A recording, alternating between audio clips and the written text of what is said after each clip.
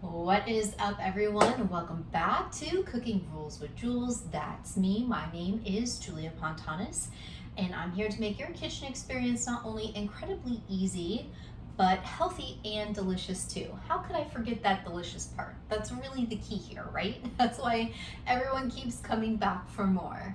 So today, for our recipe of the week, you'll be watching paleo onion soup.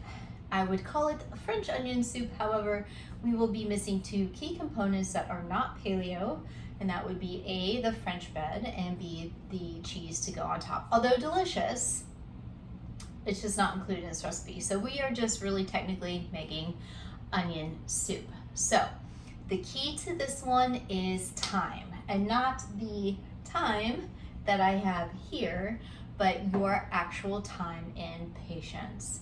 So fun and quick story, my sister called me asking how to make this recipe, and when I told her how to do it, she's like, seriously, is it going to take that long? And I was like, seriously, yeah, just be patient.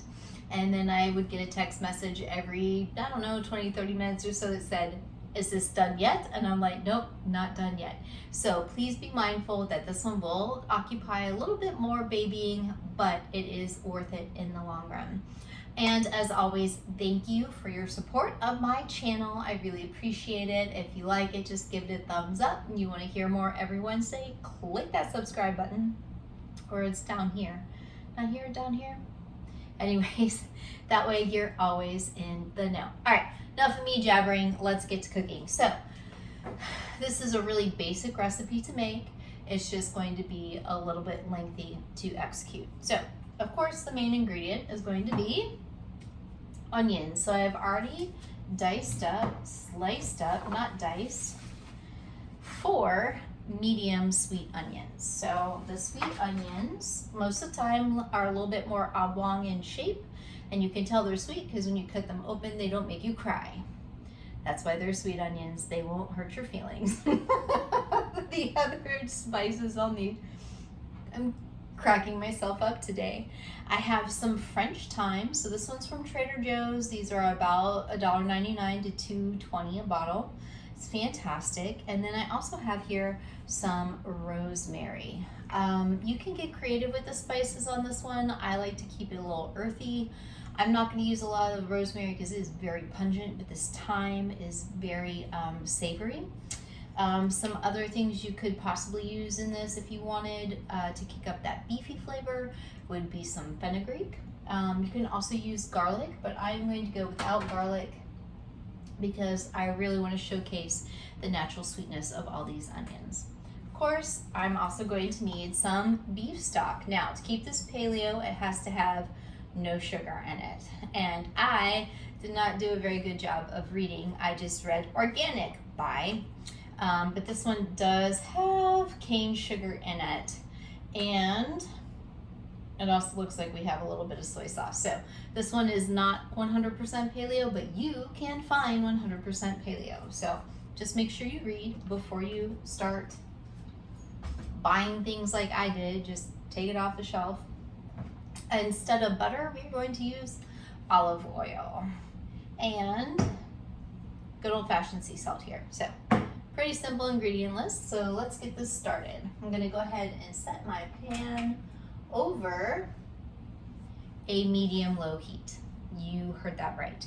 This will be the first time that I'll ever tell you not to really hear quite a sizzle whenever you drop those onions in there. So our goal is to caramelize, not to fry. So I'm gonna let this pan get nice and hot over a medium heat before I generously coat the bottom of my pan with olive oil. It's probably gonna take a good 5 to 7 minutes. I'm not gonna lie, because I don't have gas like you lovely people who perhaps at home are watching. I hope one day I'm back into my own gas range. So I'm gonna let this little guy warm up, and of course I have a nice, this is like a medium-sized saucepan. So once this is heated up, I will come back and we will continue on with the non-French onion soup. I'm back. My pan is nice and hot, and I know because A, I can fill it, and B, I can smell there's an empty pan on my stove, and I don't want that to happen. I'm going to grab my olive oil, give it a good generous pour here. Oh, that is hot tamales. In fact, that might even be too hot. See how that olive oil is smoking? That's not what we want. I'm going to pull it off the heat, let it cool down a minute, then get right back to this once this pan has cooled itself down. So we're gonna try that again. I actually dumped that olive oil because now it's going to be too hot and I don't want my pan to smoke. See, there can be kitchen emergencies or there can be kitchen recoveries. Today we have a kitchen recovery. For the third time, let's go ahead and give that a whirl. I'm gonna pull my pan back onto a medium-low heat. Give this a good dose of olive oil. I'm gonna say that's probably a good 1/4 of a cup, to which now I'm going to add my onions ever so gently into my pan. Now, I have a little bit of a sizzle going on there, right? But the key is not to let them brown on the outside, but to become translucent, and then we want them to get almost like you were making a jam. So low heat, syrupy, almost candy-like. So I'm gonna stir my onions, make sure that they get coated in olive oil. And then I'm gonna season with some sea salt, and then let these guys just continue to cook and stirring, cook and stirring, cook and stirring until I have nice, almost like a compote. And if you don't know what that is, I will show you once we reach that level. So we are about 10 minutes in over a medium-low heat here, and as you can see, my onions aren't brown, but they are most certainly starting to get like that nice translucent color.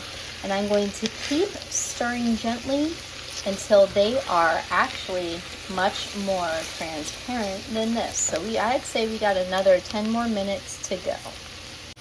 Now here we are again, another 5 minutes later, and you can already tell how dramatically the onions turned a little bit more brown. They're starting to brown now, but they're still not quite to where I want them to be. But I did go ahead and add in the rosemary and the dried thyme. I added maybe 1/8 of a teaspoon of dried rosemary and then probably 1/2 teaspoon of this dried thyme, and I'm just going to continue to stir. And as you can see, it's almost kind of like breaking down like into like a jam type of consistency, and that's what I want. So we're going to give another good 5 minutes like this and then add our liquid. We are now at that final spot where it is time to add the liquid.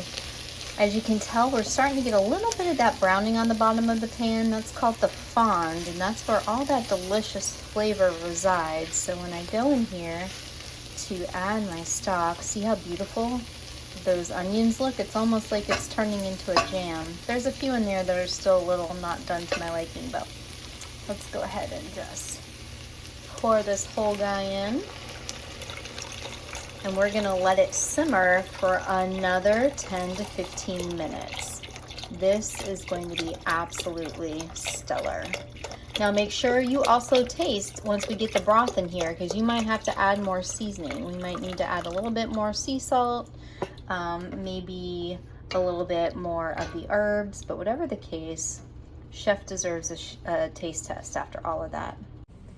And there you have it, folks. That is your recipe of the week. That is your onion minus the French soup, obviously, because we didn't use any bread or cheese, that which you can always add should you want to choose to go non-paleo. But I hope you enjoyed. As always, thank you for joining me. Make sure you stay tuned in the coming weeks. I have some fun ideas for paleo shepherd's pie, pot pies, some really good comfort foods as we get past this winter time, although I'm in Florida and it feels like summer today. And also coming up, something special for your sweetheart if you decide to do Valentine's Day. All right, see you soon.